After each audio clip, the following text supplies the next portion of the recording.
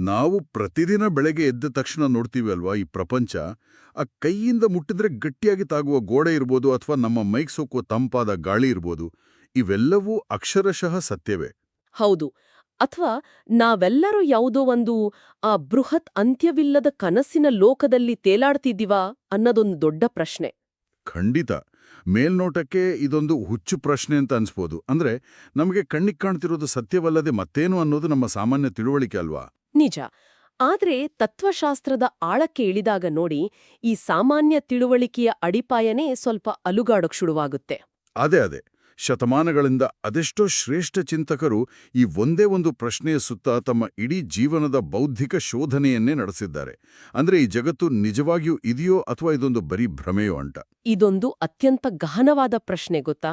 ಅಂದ್ರೆ ನಾವು ಬದುಕುತ್ತಿರುವ ಈ ಪ್ರಪಂಚದ ಅಸ್ತಿತ್ವವನ್ನ ನಾವು ಹೇಗೆ ಅರ್ಥ ಮಾಡಿಕೊಳ್ತೀವಿ ಅನ್ನೋದರ ಮೇಲೆಯೇ ನಮ್ಮ ಇಡೀ ಜೀವನದ ಮೌಲ್ಯಗಳು ಮತ್ತೆ ನಾವು ಮಾಡುವ ಕೆಲಸಗಳು ನಿಂತಿದೆ. ಇಂದಿನ ನಮ್ಮ ಈ ಆಳವಾದ ವಿಶ್ಲೇಷಣೆ ಬಂದು ಇದೇ ಕ್ಲಿಷ್ಟಕರವಾದ ಪ್ರಶ್ನೆಗೆ ಒಂದು ನಿರ್ದಿಷ್ಟವಾದ ಉತ್ತರವನ್ನು ಹುಡುಕುವ ಪ್ರಯತ್ನ. ಖಂಡಿತ. ಭಾರತೀಯ ಪರಂಪರೆಯಲ್ಲಿ ಮೂಡಿಬಂದಿರುವ ಅತ್ಯಂತ ಬಲವಾದ ತಾರ್ಕಿಕ ಉತ್ತರ ಇದು. ಹೌದು. ಇಂದಿನ ನಮ್ಮ ಚರ್ಚೆಯ ಮೂಲ ಯಾವುದು ಅಂದ್ರೆ ಶಿವಮೊಗ್ಗದ ಶ್ರೀಮತಿ ವಿದ್ಯಾಭಾರತಿ ಮೆಮೋರಿಯಲ್ ಟ್ರಸ್ಟ್ ಅವರು ಹೊರತಂದಿರುವ ಆ ಆಧ್ಯಾತ್ಮ ಜ್ಞಾನ ಅನ್ನೋ ಡಿಜಿಟಲ್ ಕೃತಿಯ 21ನೇ ಸಂಚಿಕೆ. 5 ದಶಕಗಳ ಕಾಲ ಸುದೀರ್ಘ ಸೇವೆ ಸಲ್ಲಿಸಿರುವ ಹಿರಿಯ ವಿದ್ವಾಂಸರಾದ ವೇದಮೂರ್ತಿ ರಾಮನಾಥ ಅಪ್ಪಯ್ಯ ಭಟ್ಟರು ರಚಿಸಿರುವ ಈ ಗ್ರಂಥಮಾಲೆ ಇದು. ಇದು ದ್ವೈತ ವೇದಾಂತದ ಒಂದು ಪ್ರಮುಖ ಸಿದ್ಧಾಂತವನ್ನು ನಮ್ಮ ಮುಂದಿಡುತ್ತೆ. ಅದೇ ಆ ಜಗತ್ಸತ್ಯಂ ಅಂದ್ರೆ ಈ ಜಗತ್ತು ಅಕ್ಷರಶಃ ಸತ್ಯವಾದದ್ದು ಅನ್ನೋ ವಾದ. ನಮ್ಮ ಇಂದಿನ ಮುಖ್ಯ ಉದ್ದೇಶ ಏನಪ್ಪಾ ಅಂದ್ರೆ ಶ್ರೀಮಧ್ವಾಚಾರ್ಯರ ತತ್ವಶಾಸ್ತ್ರದ ಈ ಕೇಂದ್ರ ಸಿದ್ಧಾಂತವನ್ನ ಒಳಹೊಕ್ಕು ನೋಡೋದು. ಯಾವುದೇ ಕ್ಲಿಷ್ಟಕರವಾದ ಪದಗಳ ಗೊಂದಲವಿಲ್ಲದೆ ದೈನಂದಿನ ಉದಾಹರಣೆಗಳ ಮೂಲಕ ಅರ್ಥ ಮಾಡಿಕೊಳ್ಳೋಣ. ಅಂದ್ರೆ ಜಗತ್ತು ಭ್ರಮೆ ಅಲ್ಲ, ಅದಕ್ಕೊಂದು ನೈಜವಾದ ಅಸ್ತಿತ್ವ ಇದೆ ಅಂತ ಈ ಪಠ್ಯ ಹೇಗೆ ವಾದಿಸುತ್ತೆ ಅನ್ನೋದನ್ನ ಬಿಡಿಸಿ ನೋಡಬೇಕು. ಹೌದು. ಈ ಜಗತ್ತು ಸತ್ಯವೇ ಅಥವಾ ಮಿಥ್ಯವೇ ಅನ್ನೋ ಚರ್ಚೆಗೆ ಇಳಿಯೋ ಮುನ್ನ ಈ ವಾದದ ಮೂಲ ಎಲ್ಲಿಂದ ಬಂತು ಅಂತೆ ಸ್ವಲ್ಪ ಸ್ಪಷ್ಟಪಡಿಸ್ಕೊಳ್ಳೋಣ. ಈ ಪಠ್ಯ ವಿವರಿಸುವ ಹಾಗೆ ಈ ಸಿದ್ಧಾಂತದ ಬೇರು ಇರೋದು ಶ್ರೀಮನ್ಮಧ್ವಾಚಾರ್ಯರ ರಚನೆಗಳಲ್ಲಿ. ಅವರು ಒಟ್ಟು 37 ಬೃಹತ್ ಗ್ರಂಥಗಳನ್ನು ರಚಿಸಿದ್ದಾರೆ. ನಿಜ. ಇವುಗಳನ್ನ ಸರ್ವಮೂಲ ಅಂತ ಕರೀತಾರೆ. ಇದರಲ್ಲಿ ಬ್ರಹ್ಮಸೂತ್ರ ಭಾಷ್ಯ, ಗೀತಾಭಾಷ್ಯ, ಮಹಾಭಾರತ ತಾತ್ಪರ್ಯ ನಿರ್ಣಯ ಇಂಥ ಸಂಕೀರ್ಣವಾದ ಕೃತಿಗಳು ಸೇರಿವೆ. ಇಷ್ಟೊಂದು ಅಗಾಧವಾದ ಗ್ರಂಥಗಳನ್ನ ಅಧ್ಯಯನ ಮಾಡೋದು ಸಾಮಾನ್ಯರ ಮಾತಲ್ಲ ಅಲ್ವಾ? ಖಂಡಿತವಾಗಿಯೂ ಅಲ್ಲ. 37 ಗ್ರಂಥಗಳ ಹರವು ಇಷ್ಟಿದೆ ಅಂದ್ರೆ ಒಬ್ಬ ವ್ಯಕ್ತಿ ತನ್ನ ಇಡೀ ಜೀವಿತಾವಧಿಯನ್ನ ಮುಡಿಪಾಗಿಟ್ರು ಅರ್ಥ ಮಾಡ್ಕೊಳ್ಳೋದು ಕಷ್ಟ. ಓಹೋ, ಹಾಗಾದ್ರೆ ಸಾಮಾನ್ಯರಿಗಿದು ಹೇಗೆ ತಲುಪಿತು? ಇಲ್ಲಿಯೇ ಒಂದು ಸ್ವಾರಸ್ಯಕರವಾದ ಐತಿಹಾಸಿಕ ಬೆಳವಣಿಗೆ ಆಗತ್ತೆ. ಆ ಕಡಲಿನಂತಿರುವ ಜ್ಞಾನವನ್ನ ನಂತರ ಬಂದಂತಹ ಶ್ರೇಷ್ಠ ವಿದ್ವಾಂಸರಾದ ಶ್ರೀ ವ್ಯಾಸತೀರ್ಥರು ಕೇವಲ 9 ಪ್ರಧಾನ ತತ್ವಗಳಾಗಿ ವಿಂಗಡಿಸಿದ್ರು. ಅರೆ, ಕೇವಲ 9 ತತ್ವಗಳ? ಹೌದು. ಇವುಗಳನ್ನೇ ನವಪ್ರಮೇಯಗಳು ಅಂತ ಕರೆಯೋದು. ಅಷ್ಟು ಮಾತ್ರ ಅಲ್ಲ, ಈ 9 ತತ್ವಗಳನ್ನ ಒಂದೇ ಒಂದು ಚಿಕ್ಕ ಶ್ಲೋಕದಲ್ಲಿ ಪೋಣಿಸಿದ್ದಾರೆ. ಅದೇ ನವಪ್ರಮೇಯ ರತ್ನಮಾಲ. ವಾವ್! ಈ ವಿಚಾರ ಕೇಳ್ತಾ ಇದ್ರೆ ನನಗೊಂದು ಅದ್ಭುತವಾದ ಹೋಳಿಕೆ ಹೊಳಿತಿದೆ. ನಾವೊಂದು ಬೃಹತ್ ರಾಷ್ಟ್ರೀಯ ಗ್ರಂಥಾಲಯದೊಳಗೆ ಹೋಗ್ತೀವಿ ಅಂತ ಅಂದ್ಕೊಳ್ಳಿ. ಅಲ್ಲಿ ಲಕ್ಷಾಂತರ ಪುಸ್ತಕಗಳು ಇರುತ್ತೆ. ಹೌದು, ಸಾವಿರಾರು ಕಪಾಟುಗಳಿರುತ್ತೆ. ಆ ಇಡೀ ಗ್ರಂಥಾಲಯದ ಸಾರವನ್ನ ಯಾರಾದ್ರೂ ಕೇವಲ ಒಂದೇ ಒಂದು ಪುಟದ ಎಕ್ಸಿಕ್ಯೂಟಿವ್ ಸಮ್ಮರಿ ತರ ಬರೆದುಕೊಟ್ರೆ ಹೇಗಿರುತ್ತೆ? ಹಾಗೆ ಈ ನವಪ್ರಮೇಯ ರತ್ನಮಾಲ ಕೆಲಸ ಮಾಡುತ್ತೆ. ಎಕ್ಸಾಕ್ಟ್ಲಿ. ಹರಿ ಸರ್ವೋತ್ತಮ ಮುಕ್ತಿ ಎಂದರೆ ನಿಜವಾದ ಸುಖದ ಅನುಭವ, ಭಕ್ತಿಯೇ ಆ ಮುಕ್ತಿಗೆ ಸಾಧನ ಅನ್ನೋಂಥ ತತ್ವಗಳು ಈ 9 ರತ್ನಗಳಲ್ಲಿ ಅಡಗಿದೆ. ಇಂದಿನ ನಮ್ಮ ಚರ್ಚೆ ನಮ್ಮನ್ನ ನೇರವಾಗಿ ಇದರಲ್ಲಿರುವ 2ನೇ ತತ್ವದ ಕಡೆಗೆ ತರುತ್ತೆ. ಅದೇ ಜಗತ್ ಸತ್ಯಂ. ಈ 2ನೇ ತತ್ವ ಕೇಳೋಕೆ ಬಹಳ ಸಿಂಪಲ್ ಆಗಿದೆ. ಕೇವಲ 2 ಪದಗಳು, ಸತ್ಯಂ, ಜಗತ್. ಆದ್ರೆ ಇದರ ಸುತ್ತಲೇ ಭಾರತೀಯ ತತ್ವಶಾಸ್ತ್ರದಲ್ಲಿ ಅತ್ಯಂತ ತೀವ್ರವಾದ ಬೌದ್ಧಿಕ ಚರ್ಚೆಗಳು ನಡೆದಿದೆ. ನಿಜ ಹೇಳ್ಬೇಕಂದ್ರೆ ನನಗೂ ಇಲ್ಲಿಯೇ ಒಂದು ದೊಡ್ಡ ಸಂದೇಹ ಕಾಡೋದು. ಆ ಜಗತ್ತು ಸತ್ಯ ಅಂತ ಪ್ರತ್ಯೇಕವಾಗಿ ಇಷ್ಟೊಂದು ಒತ್ತು ಕೊಟ್ಟು ಹೇಳುವ ಅಗತ್ಯವಾದರೂ ಏನಿದೆ? ಅಂದ್ರೆ ನಿಮ್ಗಿದು ಬಹಳ ಆಬ್ವಿಯಸ್ ಅಂತ ಅನಿಸ್ತಾ? ಹೌದು.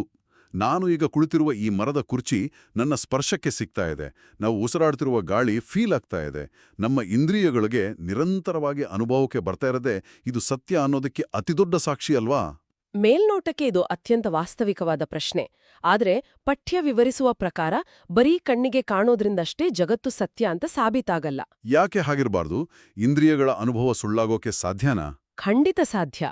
ಬಿರುಬಿಸಿಲಿನ ಮರುಭೂಮಿಯಲ್ಲಿ ದೂರದಲ್ಲಿ ನೀರು ಹರಿಯುತ್ತಿರುವ ಹಾಗೆ ಕಣ್ಣಿಗೆ ಸ್ಪಷ್ಟವಾಗಿ ಕಾಣುತ್ತೆ.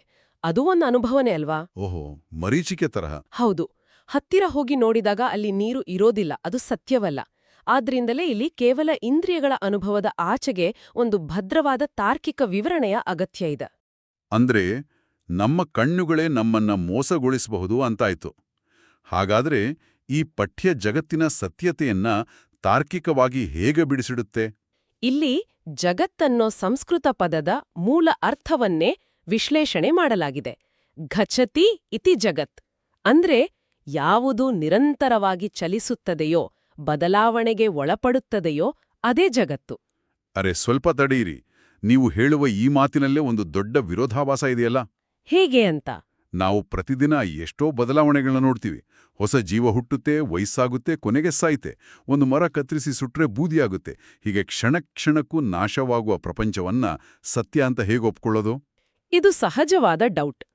ಬದಲಾವಣೆ ಇರೋದ್ರಿಂದಲೇ ಈ ಜಗತ್ತು ಶಾಶ್ವತವಲ್ಲ, ಇದು ಮಿಥ್ಯೆ ಅಥವಾ ಭ್ರಮೆ ಅಂತ ವಾದಿಸುವವರ ಮಾತಿನಲ್ಲಿ ಹೆಚ್ಚು ತರ್ಕ ಇದೆಯಲ್ವೇ? ಇಲ್ಲಿಯೇ ಮಧ್ವಾಚಾರ್ಯರ ದರ್ಶನ ಅತ್ಯಂತ ಸೂಕ್ಷ್ಮವಾದ ತರ್ಕವನ್ನ ಮುಂದಿಡುತ್ತೆ. ನೋಡಿ, ಬದಲಾವಣೆ ಅಂದ್ರೆ ಅದು ಸುಳ್ಳು ಅಂತಲೋ ಅಥವಾ ಭ್ರಮೆ ಅಂತಲೋ ಅರ್ಥ ಅಲ್ಲ. ಬದಲಾವಣೆ ಎನ್ನುವುದೇ ನೈಜತೆಯ ಲಕ್ಷಣ. ಬದಲಾವಣೆ ನೈಜತೆಯ ಲಕ್ಷಣನಾ? ಅದು ಹೇಗೆ? ಒಂದು ವಸ್ತುವಿನ ಬಾಹ್ಯ ರೂಪ ನಾಶವಾಗಬಹುದು, ಆದರೆ ಅದರ ಮೂಲ ವಸ್ತು ಬೇರೊಂದು ರೂಪದಲ್ಲಿ ಮುಂದುವರಿಯುತ್ತೆ. ಉದಾಹರಣೆಗೆ, ಕುಂಭಾರ ಮಣ್ಣಿನಿಂದ ಮಡಕೆ ಮಾಡ್ತಾನೆ. ಮಡಕೆ ಒಡೆದಾಗ ಅದು ಮರಳಿ ಮಣ್ಣಾಗುತ್ತೆ. ಹೌದು, ಆಕಾರ ಬದಲಾಯ್ತು ಅಷ್ಟೇ. ಎಕ್ಸಾಕ್ಟ್ಲಿ. ಮಡಕೆಯ ಆಕಾರ ಬದಲಾಯ್ತೇ ಹೊರತು ಮಣ್ಣು ಎಂಬ ಸತ್ಯ ನಾಶವಾಗಲಿಲ್ಲ. ಇದನ್ನೇ ಪಠ್ಯ ಭಗವದ್ಗೀತೆಯ ಉದಾಹರಣೆಗಳೊಂದಿಗೆ ಸಮರ್ಥಿಸುತ್ತೆ. ಭಗವದ್ಗೀತೆಯ ಉಲ್ಲೇಖ ಈ ವಾದವನ್ನ ಹೇಗೆ ಪುಷ್ಟೀಕರಿಸುತ್ತೆ? ಗೀತೆಯ 16ನೇ ಅಧ್ಯಾಯದಲ್ಲಿ ಈ ಜಗತ್ತನ್ನ ಅಸತ್ಯ ಅಥವಾ ಭ್ರಮೆ ಅಂತ ಕರೆಯುವವರನ್ನ ಅಸುರ ಸ್ವಭಾವದವರು ಅಂತ ಬಹಳ ಕಟುವಾಗಿ ಟೀಕಿಸಲಾಗಿದೆ. ಓಹೋ, ಅಷ್ಟು ಸ್ಟ್ರಾಂಗ್ ಆಗಿ ಹೇಳಿದ್ದಾರಾ? ಹೌದು. ಇದರ ಜೊತೆಗೆ ಕುರುಕ್ಷೇತ್ರದ ಯುದ್ಧಭೂಮಿಯಲ್ಲಿ ಶ್ರೀಕೃಷ್ಣ ಅರ್ಜುನನಿಗೆ ವಿಶ್ವರೂಪ ದರ್ಶನ ನೀಡ್ತಾನೆ ಅಲ್ವಾ? ಹೌದು, ದಿವ್ಯ ದೃಷ್ಟಿ ಕೊಡ್ತಾನೆ ಕೃಷ್ಣ. ಹೌದು. ಆ ದೋಷರಹಿತವಾದ ದಿವ್ಯ ದೃಷ್ಟಿಗೆ ಗೋಚರವಾದ ಈ ಅನಂತವಾದ ಜಗತ್ತು ಖಂಡಿತವಾಗಿಯೂ ಸತ್ಯವೇ ಆಗಿರ್ಬೇಕಲ್ವಾ? ನಮ್ಮ ಕಣ್ಣಿಗೆ ಕಾಣುವುದು ಭ್ರಮೆಯಾಗಬಹುದು, ಆದರೆ ಭಗವಂತನ ದಿವ್ಯ ದೃಷ್ಟಿಗೆ ಕಂಡದ್ದು ಭ್ರಮೆಯಾಗಲು ಹೇಗೆ ಸಾಧ್ಯ? ನಿಜ. ದೋಷರಹಿತ ದೃಷ್ಟಿಗೆ ಸತ್ಯನೇ ಕಾಣಬೇಕು. ಭಗವಂತನು ಪರಿಪೂರ್ಣ ಸತ್ಯನಾದಾಗ ಆತ ಸೃಷ್ಟಿಸಿದ ಜಗತ್ತು ಸುಳ್ಳಾಗಲು ಸಾಧ್ಯವೇ ಇಲ್ಲ ಅನ್ನೋದು ಈ ಪಠ್ಯದ ಪ್ರತಿಪಾದನೆ. ಈ ವಾದ ಕೇಳ್ತಾ ಇದ್ರೆ ನನಗೊಂದು ಪ್ರಾಕ್ಟಿಕಲ್ ವಿಷಯ ಹೊಳಿತಾ ಇದೆ. ಅಂದ್ರೆ ನಮ್ಮ ದೈನಂದಿನ ಜೀವನದ ನೈತಿಕ ಹೊಣೆಗಾರಿಕೆಗೆ ಇದು ನೇರವಾಗಿ ಲಿಂಕ್ ಆಗಿದೆ ಅಂತ. ಖಂಡಿತ. ಹೇಗೆ ಅಂತ ವಿವರಿಸ್ತೀರಾ? ಈ ಪಠ್ಯದಲ್ಲಿ ಒಂದು ಅತ್ಯಂತ ಸ್ವಾರಸ್ಯಕರವಾದ ಕನಸಿನ ಉದಾಹರಣೆ ಇದೆ. ಒಬ್ಬ ವ್ಯಕ್ತಿ ಗಾಢ ನಿದ್ರೆಯಲ್ಲಿರುವಾಗ ಅವನಿಗೊಂದು ಭಯಾನಕ ಕನಸು ಬೀಳುತ್ತೆ ಅಂತ ಅನ್ಕೊಳ್ಳಿ. ಕನಸಿನಲ್ಲಿ ಏನಾಗುತ್ತೆ? ಆ ಕನಸಿನಲ್ಲಿ ಅವನು ತನ್ನೆಲ್ಲಾ ಆಸ್ತಿಪಾಸ್ತಿ ಕಳ್ಕೊಳ್ತಾನೆ ಅಥವಾ ಯಾರಿಗೋ ದಾನ ಮಾಡ್ಬಿಡ್ತಾನೆ. ಬೆಳಗ್ಗೆ ಬೆವರು ತುಂಬಿ ಎಚ್ಚರ ಆಗ್ತಾನೆ. ಎಚ್ಚರವಾದಾಗ ಆ ದಾನದಿಂದ ಅವನ ಬ್ಯಾಂಕ್ ಅಕೌಂಟ್ನಲ್ಲಿರೋ ನಿಜವಾದ ಹಣ ಕಡಿಮೆ ಆಗಿರುತ್ತಾ? ಖಂಡಿತ ಇಲ್ಲ. ಕನಸಿನಲ್ಲಿ ನಾವು ಎಷ್ಟೇ ದೊಡ್ಡ ಸಾಮ್ರಾಜ್ಯ ಕಟ್ಟಿದ್ರೂ ಎಚ್ಚರವಾದಾಗ ನೈಜ ಜಗತ್ತಿನಲ್ಲಿ ಅದರ ಪರಿಣಾಮ ಇರೋದಿಲ್ಲ. ಅದೇ ತರ್ಕ ನಾವೀಗ ಜಗತ್ತಿಗೆ ಅನ್ವಯಿಸೋಣ. ಒಂದು ವೇಳೆ ಈ ಜಗತ್ತು ನಿಜವಾಗಿಯೂ ಭ್ರಮೆಯಾಗಿದ್ರೆ ಆಗ ನಾವು ಪ್ರತಿದಿನ ಮಾಡುವ ಕರ್ಮಗಳಿಗೆ ಯಾವುದೇ ಬೆಲೆ ಇರ್ತಿರ್ಲಿಲ್ಲ ಅಲ್ವಾ? ಅಂದ್ರೆ ಪಾಪ ಪುಣ್ಯ ಯಾವುದಕ್ಕೂ ಅರ್ಥ ಇರ್ತಿರ್ಲಿಲ್ಲ ಅಂತ? ಎಕ್ಸಾಕ್ಟ್ಲಿ.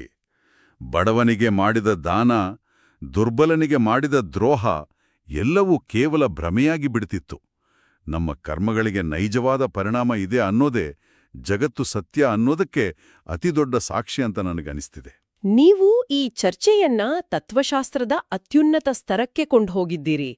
ಈ ಕರ್ಮ ಮತ್ತು ಅದರ ನಿಶ್ಚಿತ ಪರಿಣಾಮಗಳ ಸಿದ್ಧಾಂತವೇ ಇಡೀ ಸಾಮಾಜಿಕ ಚೌಕಟ್ಟನ್ನ ಭದ್ರವಾಗಿ ಹಿಡಿದಿಟ್ಟಿರೋದು. ಹೌದು, ಇಲ್ಲದಿದ್ರೆ ಯಾರು ಏನ್ ಬೇಕಾದ್ರೂ ಮಾಡ್ಬೋದಾಗಿತ್ತು. ಅದಕ್ಕೆ ಶ್ರೀ ಮಧ್ವಾಚಾರ್ಯರು ಹೇಳೋದು, ಭಗವಂತನಿಗೆ ಎಷ್ಟು ನೈಜವಾದ ಅಸ್ತಿತ್ವ ಇದೆಯೋ ಈ ಜಗತ್ತಿಗೂ ಅಷ್ಟೇ ನೈಜವಾದ, ಆದ್ರೆ ಭಗವಂತನಿಗೆ ಅಧೀನವಾದ ಅಸ್ತಿತ್ವ ಇದೆ ಅಂತ. ಇದು ನಿಜಕ್ಕೂ ಕಣ್ಣು ತೆರೆಸುವಂತ ವಿಚಾರ.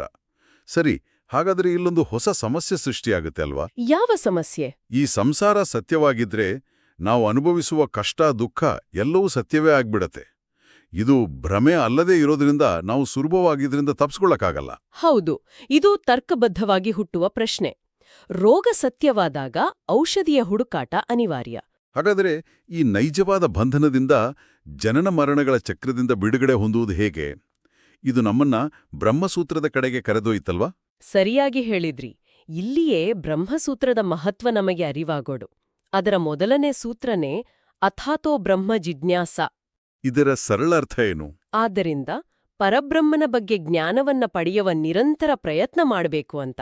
ಇಲ್ಲಿ ಆದ್ದರಿಂದ ಅನ್ನೋ ಪದದ ಅರ್ಥ ನಾವು ಗ್ರಹಿಸ್ಬೇಕು. ಅಂದ್ರೆ ಜಗತ್ತು ಸತ್ಯ ಆಗಿರೋದ್ರಿಂದ ಅಂತಾನಾ? ಹೌದು, ಜಗತ್ತಿನ ಬಂಧನ ನೈಜವಾಗಿರೋದ್ರಿಂದಲೇ ಅದರಿಂದ ಪಾರಾಗಲು ನಮಗೆ ಆ ಜಗತ್ತನ್ನ ಸೃಷ್ಟಿಸಿದ ಭಗವಂತನ ಕೃಪೆ ಬೇಕು ಅಂತ ಪಠ್ಯ ವಿವರಿಸುತ್ತೆ. ಅಂದ್ರೆ ಕೇವಲ ನಾನು ಈ ಜಗತ್ತಿನಲ್ಲಿ ಇದ್ದೀನಿ ಅನ್ನೋ ಜ್ಞಾನವಿದ್ದರೆ ಸಾಲದು, ಭಗವಂತನ ಅರಿವು ಬೇಕು.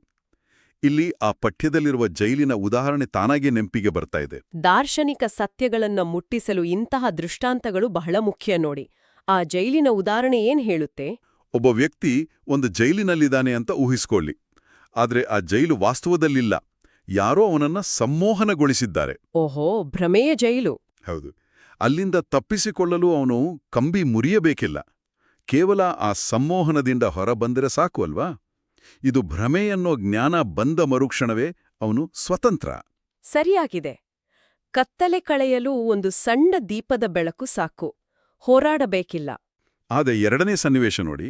ಆ ವ್ಯಕ್ತಿಯಿರೋ ಜೈಲು ನಿಜವಾದ ಕಲ್ಲು, ಸಿಮೆಂಟು, ಕಬ್ಬಿಣದ ಸರಳುಗಳಿಂದ ಕಟ್ಟಿದ್ದಾಗಿದ್ರೆ ಆಗ ಕೇವಲ ಜ್ಞಾನ ಇದ್ರೆ ಸಾಕಾ? ಅಂದ್ರೆ ನನಗೆ ಈ ಜೈಲಿನ ಮ್ಯಾಪ್ ಗೊತ್ತಿದೆ ಅಂತ ಕೈದಿ ಹೇಳ್ಕೊಂಡ್ರೆ ಅವನು ಹೊರಬರೋಕಾಗಲ್ಲ. ಖಂಡಿತ ಆಗಲ್ಲ. ಆ ನೈಜ ಜೈಲಿನಿಂದ ಹೊರಬರಲು ಆ ಜೈಲಿನ ಅಧಿಕಾರಿಯ ಅಥವಾ ರಾಜನ ಕ್ಷಮಾದಾನ ಕೇಳಲೇಬೇಕು. ರಾಜನ ಕೃಪೆ ಇದ್ರೆ ಮಾತ್ರ ಬಿಡುಗಡೆ. ವಾವ್, ಎಷ್ಟು ಅದ್ಭುತವಾದ ತಾರ್ಕಿಕ ಹಂತ ಇದು. ಅದೇ ರೀತಿ ಈ ಸಂಸಾರ ಸಂಪೂರ್ಣ ಸತ್ಯವಾಗಿರೋದ್ರಿಂದ ಬರೀ ಅಹಂ ಬ್ರಹ್ಮಾಸ್ಮಿ ಅನ್ನೋ ಜ್ಞಾನದಿಂದ ಮುಕ್ತಿ ಸಿಗೋದಿಲ್ಲ. ಜಗತ್ತನ್ನ ನಿಯಂತ್ರಿಸುವ ಭಗವಂತನ ಕೃಪೆ ಬೇಕೇ ಬೇಕು ಎನ್ನುತ್ತದೆ ಈ ತತ್ವಶಾಸ್ತ್ರ. ಈ ದೃಷ್ಟಾಂತ ದ್ವೈತ ಸಿದ್ಧಾಂತದ ತಿರುಳನ್ನ ಸ್ಪಷ್ಟಪಡಿಸುತ್ತೆ. ಸಂಸಾರ ಸತ್ಯವಾದ್ರಿಂದ ಮನುಷ್ಯನಿಗೆ ತನ್ನ ಮಿತಿಗಳ ಅರಿವಾಗುತ್ತೆ. ಭಗವಂತನ ಅನುಗ್ರಹವಿಲ್ಲದೆ ಬಿಡುಗಡೆ ಅಸಾಧ್ಯ ಅನ್ನೋ ಶರಣಾಗತಿಯ ಭಾವನೆ ಮೂಡುತ್ತೆ. ಅದಕ್ಕೆ ಬ್ರಹ್ಮ ಜಿಜ್ಞಾಸೆ ಅಂದ್ರೆ ಭಕ್ತಿ ಮಾಡೋದು ಅತ್ಯಗತ್ಯ ಆಗುತ್ತೆ. ಭಕ್ತಿಯಿಲ್ಲದ ಬರೀ ಶುಷ್ಕ ಜ್ಞಾನದಿಂದ ಮುಕ್ತಿಯಿಲ್ಲ. ಎಕ್ಸಾಕ್ಟ್ಲಿ. ಆದರೆ ಈಗ ನನ್ನ ಮನಸ್ಸಲ್ಲಿ ಒಂದು ಅತಿ ದೊಡ್ಡ ಪ್ರಶ್ನೆ ಇದೆ. ಈ ವಾದ ಇಷ್ಟೊಂದು ಪ್ರಬಲವಾಗಿರುವಾಗ ಭಾರತೀಯ ತತ್ವಶಾಸ್ತ್ರದಲ್ಲಿಯೇ ಕೆಲವರು ಜಗತ್ತನ್ನ ಮಿಥ್ಯಾ ಅಂತ ಯಾಕೆ ವಾದಿಸ್ತಾರೆ? ಇದು ನಮ್ಮ ಚರ್ಚೆಯ ಅತ್ಯಂತ ರೋಚಕ ಘಟ್ಟ. ಈ ಪಠ್ಯ ಆ ಮಿಥ್ಯಾವಾದವನ್ನ ಖಂಡಿಸುವ ಮುನ್ನ ಅದನ್ನ ಸ್ಪಷ್ಟವಾಗಿ ಪ್ರಸ್ತಾಪಿಸುತ್ತೆ. ಆ ವಾದ ಏನ್ ಹೇಳುತ್ತೆ? ಅದ್ವೈತದಂತಹ ನಿಲುವುಗಳ ಪ್ರಕಾರ ಅಂತಿಮವಾಗಿ ಆತ್ಮ ಅಥವಾ ಬ್ರಹ್ಮ ಮಾತ್ರ ಸತ್ಯ. ನಾವು ನೋಡುವ ಈ ಜಗತ್ತು, ಬದಲಾವಣೆ ಇವೆಲ್ಲವೂ ಕೇವಲ ತಾತ್ಕಾಲಿಕ. ನಾವು ಯಾರು ಅನ್ನೋ ಜ್ಞಾನೋದಯವಾದರೆ ಈ ಭ್ರಮೆ ಕರಗಿ ಹೋಗುತ್ತೆ ಅಂತ ಅವ್ರು ಹೇಳ್ತಾರೆ. ಆದ್ರೆ ನಮ್ಮ ಇಂದಿನ ಪಠ್ಯ ಆ ವಾದವನ್ನ ಖಂಡಿತ ಒಪ್ಪೋದಿಲ್ವಲ್ಲೋ. ಯಾವ ತಾರ್ಕಿಕ ಅಸ್ತ್ರಗಳ ಮೂಲಕ ಅದನ್ನು ಎದುರಿಸುತ್ತೆ? ಈ ಪಠ್ಯ ವೇದಗಳನ್ನ ಅಂತಿಮ ಪ್ರಮಾಣ ಆಗಿ ಬಳಸ್ಕೊಂಡು ಈ ವಾದವನ್ನ ಖಂಡಿಸುತ್ತೆ. ಇಲ್ಲಿ ವೇದಗಳು ಅಂದ್ರೆ ಬರೀ ಕೆಲವು ಪುಸ್ತಕಗಳಲ್ಲ, ಅವು ಅಪೌರುಷೇಯ. ಅಪೌರುಷೇಯ ಅಂದ್ರೆ ಅವ್ರ್ಯಾವುದೇ ಮನುಷ್ಯನಿಂದ ರಚಿತವಾದದ್ದಲ್ಲ. ಮನುಷ್ಯನಿಗೆ ಸಹಜವಾಗಿ ಇರುವಂತಹ ದೃಷ್ಟಿದೋಷ, ಮರೆವು, ರಾಗದ್ವೇಷಗಳಂತಹ ಮಿತಿಗಳು ವೇದಗಳಿಗಿಲ್ಲ. ಆ ದೋಷರಹಿತ ವೇದಗಳು ಜಗತ್ತು ಸತ್ಯ ಅಂತ ಸಾರ್ತವೆ. ಇಲ್ಲಿ ನನಗೊಂದು ಡೌಟ್. ಅಂತಿಮ ಸತ್ಯವನ್ನ ಅರಿಯಲು ವೇದಗಳನ್ನೇ ಯಾಕೆ ಅಂತಿಮ ಅಂತ ಒಪ್ಕೊಳ್ಬೇಕು? ನನ್ನ ಸ್ವಂತ ಕಣ್ಣಿಗೆ ಕಾಣುವ ಪ್ರತ್ಯಕ್ಷ ಪ್ರಮಾಣವೋ ಅಥವಾ ನನ್ನ ಬುದ್ಧಿಗೆ ಹೊಳೆಯುವ ತರ್ಕವೋ ಯಾಕೆ ಸಾಲದು? ಇದು ಪ್ರತಿಯೊಬ್ಬ ಆಧುನಿಕ ಚಿಂತಕನೂ ಕಾಣುವ ಪ್ರಶ್ನೆ. ನೋಡಿ, ಪ್ರತ್ಯಕ್ಷ ಪ್ರಮಾಣ ಅಂದ್ರೆ ಕಣ್ಣಿಗೆ ಕಾಣೋದು ನಮಗೆ ಬಹಳ ಬಾರಿ ಮೋಸ ಮಾಡಬಹುದು. ಆಗ್ಲೇ ಹೇಳಿದ ಮರೀಚಿಕೆ ಹಾಗೆ. ಹೌದು, ನೇರವಾದ ಕೋಲನ್ನ ನೀರಿನಲ್ಲಿ ಅದ್ದಿದಾಗ ವಂಕಾಗಿ ಕಾಣುತ್ತೆ ಅಲ್ವಾ? ಹಾಗೆ. ಇನ್ನು ಅನುಮಾನ ಅಂದ್ರೆ ತರ್ಕ, ಅದು ವ್ಯಕ್ತಿಯಿಂದ ವ್ಯಕ್ತಿಗೆ ಬದಲಾಗುತ್ತೆ. ನಿಜ. ಒಬ್ಬ ಬುದ್ಧಿವಂತ ತನ್ನ ತರ್ಕದಿಂದ ಏನನ್ನಾದ್ರೂ ಸತ್ಯ ಅಂತ ಸಾಧಿಸಿದರೆ ಅವನಿಗಿಂತ ಹೆಚ್ಚು ಬುದ್ಧಿವಂತ ಮತ್ತೊಂದು ತರ್ಕ ಬಳಸಿ ಅದನ್ನ ಸುಳ್ಳು ಅಂತ ಸಾಧಿಸ್ಬೋದು. ಎಕ್ಸಾಕ್ಟ್ಲಿ. ಆದ್ರೆ ಮಾನವನ ಬುದ್ಧಿ ಮತ್ತು ಇಂದ್ರಿಯಗಳ ಮಿತಿಗಳನ್ನ ಮೀರಿದ ವೇದಗಳು ದೋಷಮುಕ್ತ. ದೋಷರಹಿತ ವೇದಗಳು ಜಗತ್ತು ಸತ್ಯ ಎನ್ನುವಾಗ ಅದು ಅಂತಿಮ ಸತ್ಯ. ಸರ್ವಶಕ್ತನಾದ ಭಗವಂತ ಅರ್ಥವಿಲ್ಲದ ಸುಳ್ಳು ಪ್ರಪಂಚವನ್ನ ಯಾಕೆ ಸೃಷ್ಟಿಸ್ತಾನೆ ಅನ್ನೋದು ಇದರ ಅಂತಿಮ ತೀರ್ಮಾನ ಅಲ್ವಾ? ಹೌದು, ಖಂಡಿತ. ಸೊ ನಾವೀಗ ಒಂದು ಅಗಾಧವಾದ ಪಯಣ ಮಾಡಿದೀವಿ.